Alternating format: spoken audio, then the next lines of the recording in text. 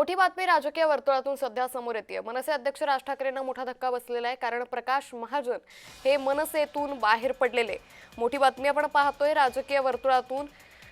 प्रकाश महाजन यांनी मनसेला आता रामराम ठोकलाय। चिंतन शिबिराला न बोलावल्यापासून प्रकाश महाजन हे नाराज होते। त्यांनी स्पष्टपणे आपली नाराजी व्यक्त केली होती।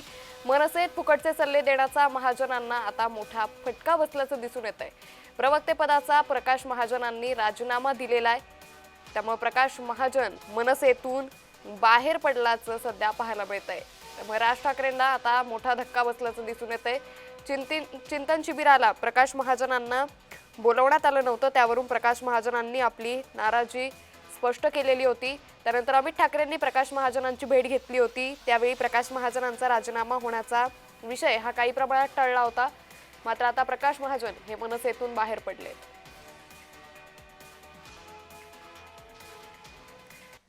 तर याबाबत प्रकाश महाजन नेमकं काय म्हणालेत पाहूयात।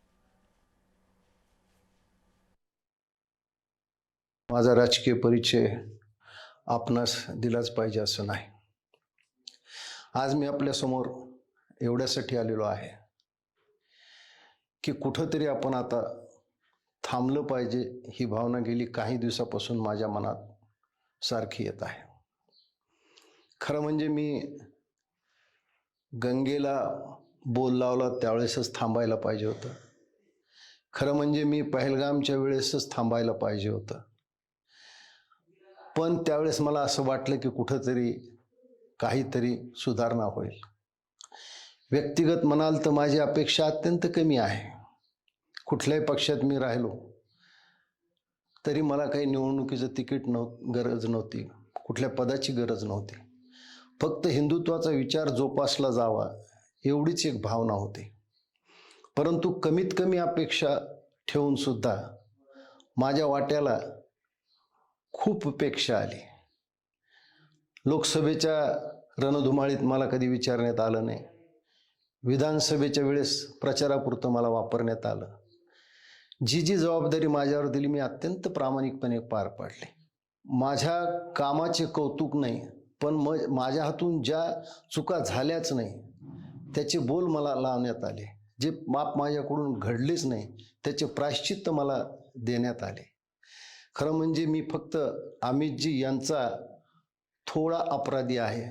मी त्यांना छत्रपती संभाजीनगरच्या सभेत हे शब्द दिला होता की अमितजी मी तुमच्यासोबत काय तुमच्या मुलासोबत देखील मी काम करेन।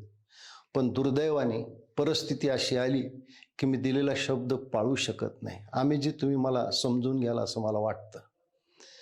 कधी कधी माणसाच्या क्षमतेप्रमाणे योग्यतेप्रमाणे त्याला मिळत नाही, हा नशिबाचा एक मी भाग समजलो। असंख्य मनसैनिकांनी माझ्यावर मनापासून प्रेम केलं। वेळोवेळी माझ्यासाठी ते सर्वार्थाने धावून आले। त्या सर्व मनसैनिकाचा मी कायमचा ऋणी राहील।